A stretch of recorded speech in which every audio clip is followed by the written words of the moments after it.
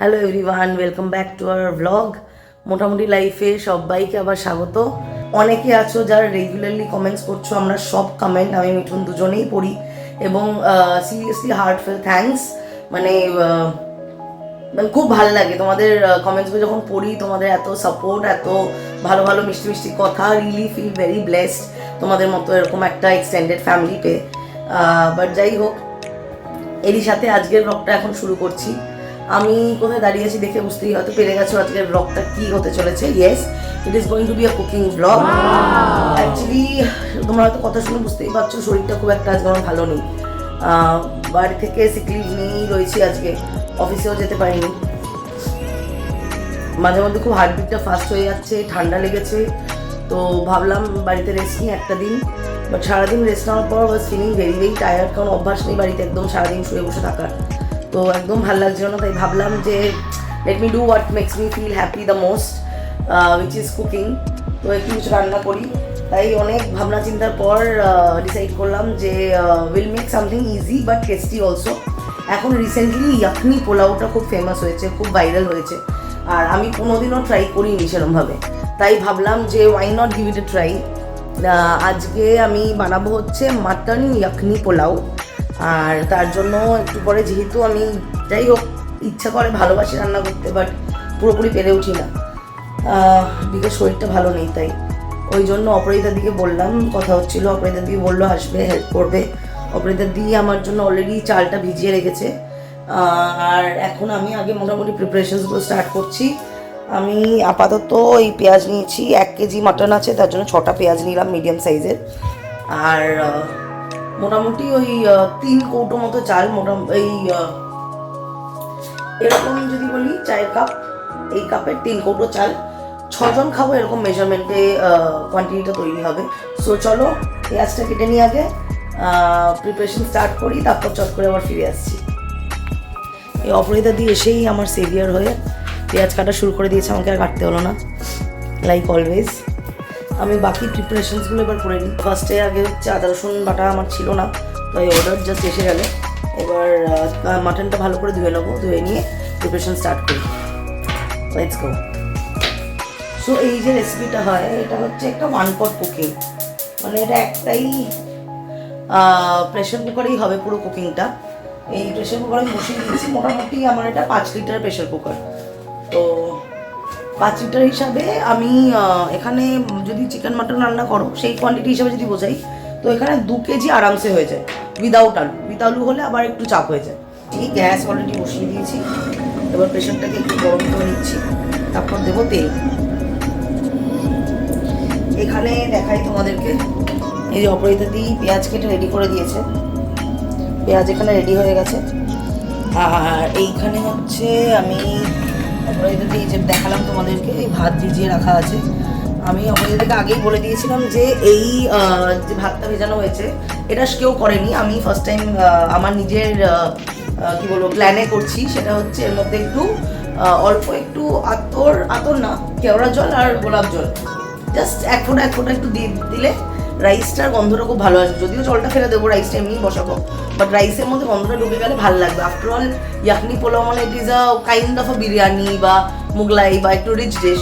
তো ওই ফ্লেভারটা এলে আমার যেটা মনে হয় যে এনহ্যান্সেস দ্য টেস্ট, তো সেই জন্য ওইটা দিয়েই ভেজানো হয়েছে। তো গ্যাস আমার গরম হয়ে গেছে, এবার লেটস স্টার্ট দ্য কুকিং।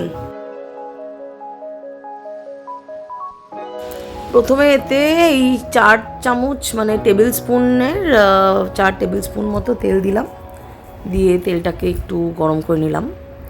আর গরম হয়ে গেলে তার মধ্যে দিয়ে দিলাম 2টো তেজপাতা, মিডিয়াম তেজপাতা বলতে পারো। আর হচ্ছে এই 2 চামচ মতো সাদা জিরে। তারপর সাদা জিরে আর তেজপাতাটাকে একটু ফ্রাই করব, তার আরোমাটা যাতে ভালো করে তেলের মধ্যে ইনফিউজ হয়ে যায়। সেটা হওয়ার পর তারপর তার মধ্যে দিয়ে দিচ্ছি হচ্ছে 2টো শুকনো লঙ্কা। শুকনো লঙ্কাটাকে আমি সবসময় একটু না মাঝখান থেকে ফাটিয়ে দিই, তাতে যেটা হয় শুকনো লঙ্কার বেশ একটা এসেন্সটা ভালো করে আসে, গন্ধটা ভালো করে আসে।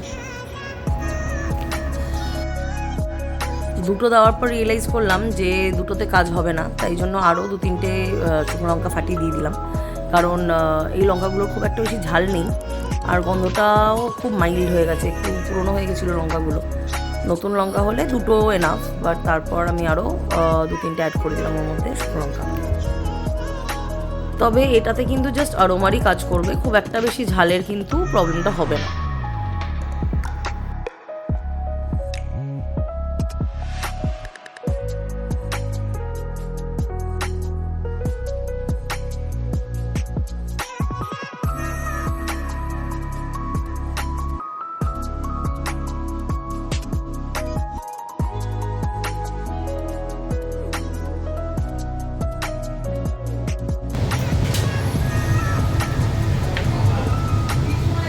পেঁয়াজটা একটু ভালো করে ভেজে নিয়ে তারপর তার মধ্যে দিয়ে দিলাম হচ্ছে আদা রসুন বাটা। আমি আদা রসুন বাটাটা আলাদা করেই আনিয়েছিলাম, বাড়িতে ছিল না বলে। তাই মাটন রান্নায় যে কোনো প্রিপারেশনে মাটনে আদাটা একটু পোর্শনটা একটু বেশি দিলে টেস্টটা বেটার হয়। তাই জন্য আদা আমি দিলাম হচ্ছে 4 চামচ মতো আদা বাটা, আর 3 টেবিল স্পুন মতো দিলাম হচ্ছে রসুন বাটা, দিয়ে ভালো করে ফ্রাই করব। আর তারই মধ্যে বলে রাখি, এর মধ্যে কিন্তু অবশ্যই পেঁয়াজটাকে ভালো করে একটু এই বারিস্তা স্টাইলে একটু ভেজে নিতে হবে।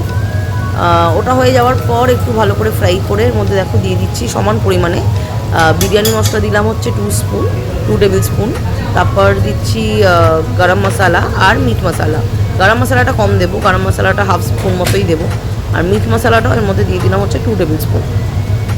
দিয়ে এবার ভালো করে এটাকে একটু ফ্রাই করবো, ভালো করে যাতে মশলার তেলটা রান্না করে তেলটা বেরিয়ে যায়। তো কিছুক্ষণ স্ট্যান্ডিং টাইম দিয়ে তেলটা বেরোনোর পর অল্প একটু মানে কষানোর সময় আমি অল্প একটু গরম জলের মধ্যে দিয়ে দিলাম, যাতে কিনা মানে মশলাটা যেটা দেওয়া হয়েছে এর মধ্যে সেটা যাতে পুড়ে না যায়।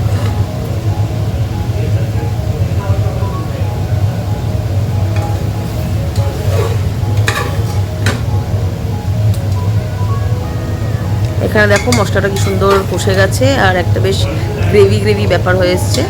তো এবার টাইম হয়ে গেছে মাটনটা ছাড়ার। তো এর মধ্যে এবার মাটনটা আমি দিয়ে দেবো।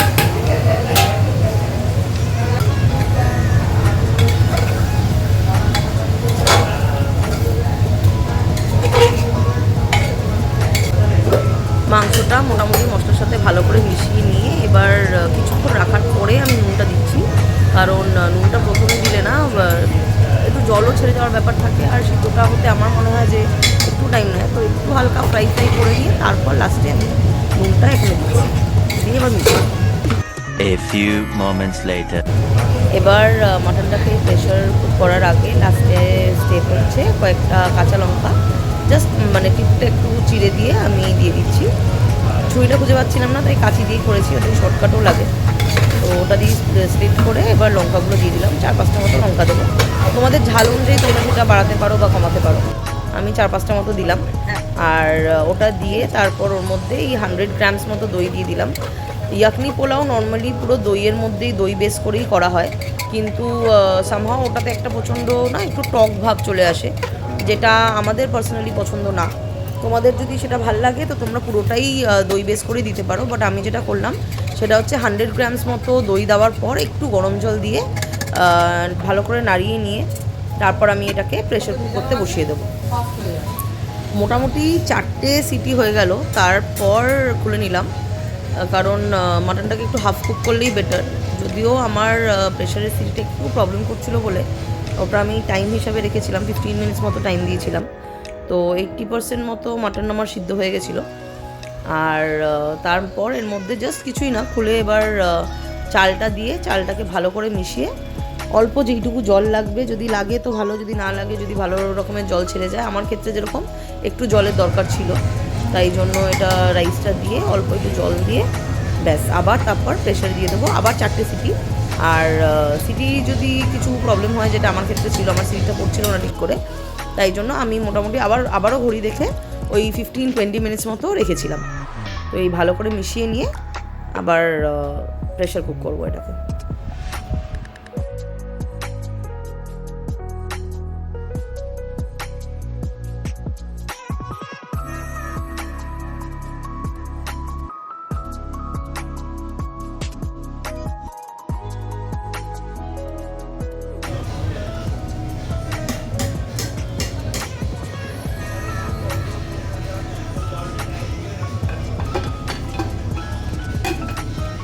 সো লাস্ট স্টেপ যেটা দেখলে, রাইসটা আমার বসানো হয়ে গেল। এবার জাস্ট একটু কিছুক্ষণ ওয়েট করব, and then I be through.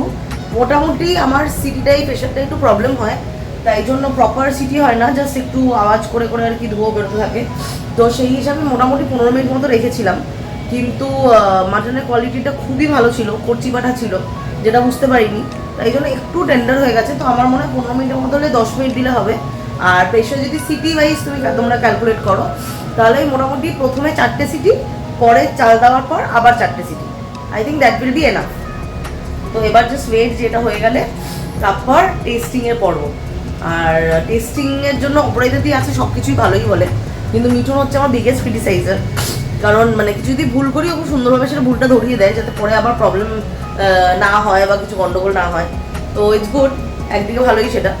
তো দেখা যাক ফাইনাল টেস্টিং করার পর, কারণ আমার তো সর্দি, দেখা যাক ফাইনালি কী বেরোয়, অপরাজিতা দিয়ে মিঠুনের কী ফিডব্যাক আসে।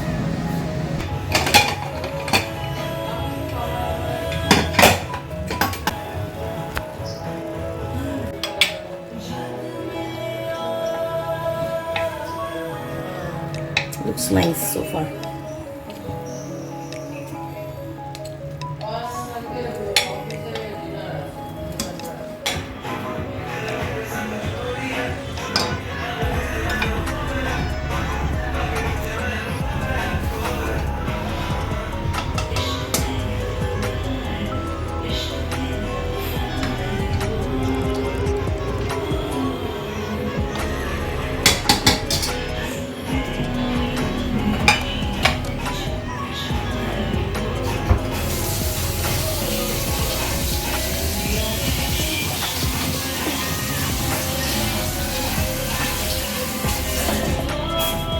হ্যাঁ, এই যে অপরাজিতা দি টেস্টিং করছে এখন।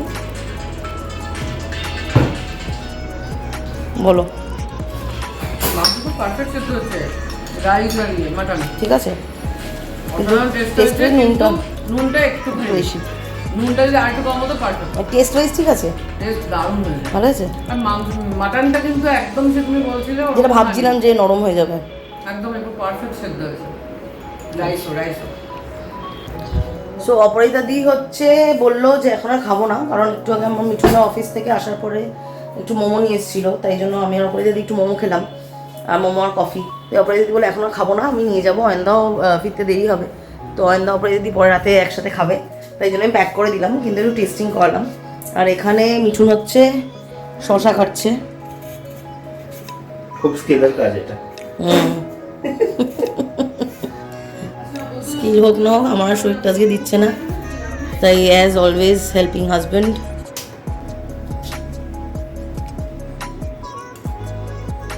আস্তে গরম আছে।